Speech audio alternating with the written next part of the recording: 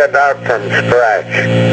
The 4th Fighter Group was just made up of Eagle Squadron. So all of them had had experience before.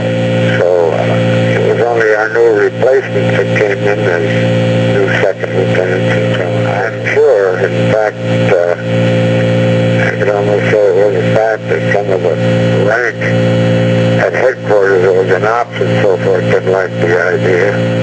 Was there any kind of camaraderie or anything, the fact that you fellas had, trained and come through the RCF? No. Nothing like that? Not that I know. And no cliques like that or anything like that, no. Did you think the 4th itself, the fact that they were Eagles and they had some experience, how did that speed things up for the Army Air Corps when they got into the war? Did that? Oh, well, hell, I don't know how the hell it is. I never felt that way, but I mean, there's a lot of them, that these are fresh kids that, they're sent over, and hell, they're going into a nasty deal. They didn't break in like we did when we go in and fly for an hour and a half and practice sitting at home having tea. These kids came in and replacements in that latter part of the war. Hell, they go on a 5-6 hour mission, and times they fight in and they fight their way out. It was black, and like I pointed out earlier, I think I did to you. Yeah. I usually met all the newcomers that came in. Yeah. And hell, there's a hell of a lot of them that I never could come in, and within a week they were gone. Well, how do you think it's time frame wise with all these fellows coming in from the Eagles? How did that change things for the Army Air Corps? Had there not been all these fellows in the Eagles, and then all of a sudden it was the same time frame, and you bring over these, green pilots from stateside, how would that have changed the time frame in relation to where the Luftwaffe was at the time? Well, it would have made one hell of a big difference. In what respect? Well, it takes time just to learn combat. And someone asked me some time ago, and I was, what the hell were your tactics? Well, your tactics change about every other day. Yeah. There's no set pattern for that. I mean, it's just, what it boils down to really is if a man goes often enough, you don't have those first edition shakes. Yeah. These kids, I mean, I really felt sorry for them. What the hell do you do? You can't just say you can't stay home. But from your end, from the 4th and the experiences of the Eagle fellas, you see that made a big difference in getting the Army Air Corps rolling in England. Well, yes, it did, for the simple reason that there's really whether it's planning missions, it's flying missions, it's all these little things that people take for granted that you plan. I mean, or just the fact that you've got bad weather and so forth, and you're forming up 48 aircraft, it's not a simple task in itself. How do you think the 4th Fighter Group would have made out without the RAF and RCF Americans when they transferred? How would they have fared out? Would it have been the same war or not with these combat experienced ex-RCF and RAF Americans that came into the 4th Fighter Group? Well, of course, I'm sure that if I went there, the war would have been lost. Yeah. So when you were in command of these characters, you could pretty well pick out the ones that were going to be the good ones and the ones that were going to be average. What would you do with the average ones then? What would you kind of just limp along with them, or try and send them somewhere else, or? Well, we were short of pilots. We started toward the latter part of 44. We started up using pilots. We needed pilots. We ended up flying two groups of 35 or 36 rather than the 48th squadron, or 3 squadron, the 48th group. We start flying when he saw ships, the three of them flying 36 and flying 72 aircraft. And we used to have so many aircraft stored on our field just because of that. And in fact, there's a lot of the boys that came in. And I usually met everyone that come in. But there's a lot on the tape, and I never even met them. They go on their first or second mission and never came back. Lost a hell of a lot. So things are pretty busy about that. Gentili, then. Well, he was a hell of a pilot, I'll tell you this. He was really a hell of a pilot. He and I ended up alone. We had our tanks from just going into the coast, and somebody reported something down below, and I gave permission for one flight to go down. Everybody that had tanks, except Gentili and myself, we kept our tanks. We had our tanks. And these people dropped their tanks, which screwed up the whole mission. The mission was impossible after that. We didn't have fuel. So I just called in the blind and said, anybody that still has their fuel tanks, I'll meet you at the target. So down Gentili, he went on alone, I went on alone, and we met about an hour and a half later at the target area. And we came back and fought all the way back. We just scissored all the way back home with hardly a word spoken. Yeah, I thought that was just one of the nicest operations I've ever been on. And then, later,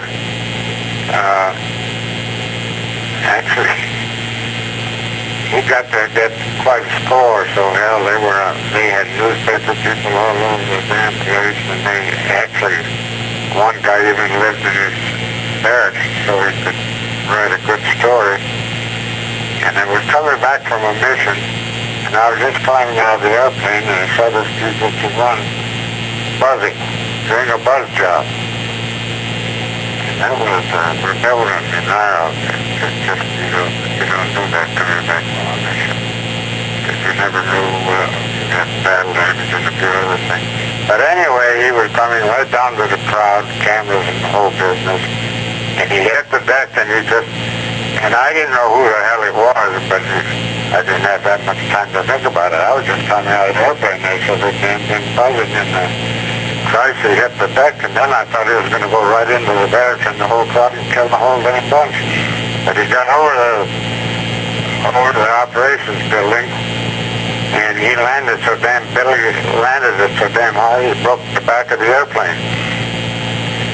And I didn't know who the hell it was at the time, but I said, whoever that son of a bitch was, that's the last flight he's ever made from this field. That was his last flight from the field. He was gone. So I had to deal with the personnel people that that was a flagrant idea. He was deliberately disobeying me. And if he'd have got by with that damn thing, I'd have to shoot every son of a bitch in the outfit. So he was going to break the record of 26 destroyed or something. Yeah, that's what he was all about. Yeah. And he evidently has done it, and he come in, and so this is why all of the newspaper people were there. Yeah. And Christ almighty. Yeah. Well, they wrecked this guy. Yeah. And so that was it. So I never talked to him after that. But he was a pilot. Yeah. I mean, the point is, Christ, he did it right in front of me, and I don't know how the hell he thought he was going to get away with it. Yeah. But what made him a good fighter pilot? What was it that... He was damn good. Yeah. And what did you see in him that made him good? Is there anything that you... Oh, well, I don't know what the hell makes a fighter pilot. Yeah, it's just there. He loves the whole business. Yeah. He just loved it, and maybe he liked the attention he was getting. I don't know. Yeah. Evidently he did. He was fighting for score. Yeah. We had quite a few guys that had quite a score. Beeson had a score. Yeah. Goodson had a score. I don't know, a couple more. I have to tell you a story about Goodson. He saved my butt. I mean, really. In fact, I was under fire and being hit, clobbered. And he came along and knocked two of them off my butt. In fact, it would have been 5 seconds later, I wouldn't have made it. And I just limped into Manston. And I got into my wingman's airplane and flew back to our base. And hell, I was out on the next mission. Next morning, went out on another mission. Never bothered me a bit. I just figured that guy was lucky. And he was. What about Dwayne Beeson? Oh, hell, he was just about the, most determined pilot we had. He was really something. In what respect? Well, there's quite a story about him, too, because when I got the 133 squadron, he come in from OTU, and he come in and he wanted to come into the squadron, join the squadron, and Beeson didn't appear to me to be a fighter pilot. You don't seem to be the type. And so I said we didn't have any vacancies, we didn't have this, and so on and so forth. So, but in the long run, he ended up in the 4th Fighter Group later. And every time he got drunk, he'd come over to me and he'd say, "You said I wasn't a fighter pilot. You didn't take me as a fighter pilot." And he turned out to be a real tiger. Yeah. He used to have combat films that, oh my God, well, I've never seen combat films like it. It looks like, well, they're going to collide. By that time, the thing would blow up and you would fly through the piece. But he was a tiger. One of the best pilots we had, it turns out. Yeah. Well, McKenna, Pierce McKenna? Yeah, well, what can you say about him? He was another super guy. Yeah. He was really a super guy. Yeah. In fact, there's a good story about him. He became squadron commander of 335 Squadron, 4th, and he was shot down. And there was a pilot in the outfit, a guy by the name of Green. Yeah. Did you hear that story? Yeah, I heard the story, but I'd love to hear your version. Yeah. Well, I wasn't around. I was, I don't know, crashed in something or something. But anyway, Pierce is shot down and he lands in the field. Christ, this guy Green comes in the land, picks him up and brings him home. And well, I wouldn't have allowed that. I never knew more than nothing doing like that. That's ridiculous. You lose one airplane and another one goes down to pick them up. 99 cents out of 100, you're going to lose 2 airplanes. Those things aren't successful. What about Albert Schlegel? Remember him or not? Yeah, Schlegel was a Martin Cleveland, wasn't he? Yeah, that's right. Yeah, I remember him. But I don't remember much about it. The name rings a bell. What about... I don't understand this business. These names are beginning to come back to me. Well, I'm trying... Well, I'm on the verge of Alzheimer's, for Christ's sake. Well, I'm keeping your brain exercised here. Evidently. What about Lehman? The fellow, his father was governor of New York. He was the son of the... Governor of New York, yeah. Governor of New York, yeah. Anything about him that sticks in your mind, or... No, he's just one of our average pilots. Well, that's... What about Hofer? Oh, that was a nut. Yeah. He was a complete nut, yeah. In fact, I wanted to get rid of him as his squadron commander. He had several squadron commanders that liked him, Well, you probably heard, he had a habit of getting lost. Yeah. Or deliberately. Yeah. What about Blanding? You remember with... One Blanding? Yeah. I know him well. Yeah. Now, a few words about him? Oh, he was a hell of a good deal, too. But you probably heard about his deal. He went on some kind of flak suppression deal up off the edge of Norway. And he got blasted with flak. And he he limped back to Scotland and landed. They operated on him there. That saved his life. Of course, he doesn't even remember being hit or landing or anything. But no, he just lived here a couple hundred miles north of me here, and every time he got drunk on a Saturday afternoon, why did he call me? How would you compare the Spitfire to the P-51? What was there? Oh, well, they're two different. Well, first of all, the missions were entirely different. Hell, the Spits, when we first started out, well, Spit 2s, for Christ's sake, there's nothing but heavy caliber guns on it. And I used to call it wet rice. But, no, have you considered anything down there unless you crashed into it. And the Spit, I mean, hell, an hour and 15, 20 minutes was about the range of it. And hell, the 51s, you know, and when we finally got the 51s, these 7-hour missions was nothing. There was no place in Europe that we couldn't reach with fighters. And boy, that made a difference in the war. In fact, if it weren't for the 51s, I mean, the war would have been a different story. Yeah. Because I remember in the shorter range airplanes, I flew P-47s too. Thunderbirds, something like that. Yeah, And we didn't have a range, and there was times, I mean, we could see the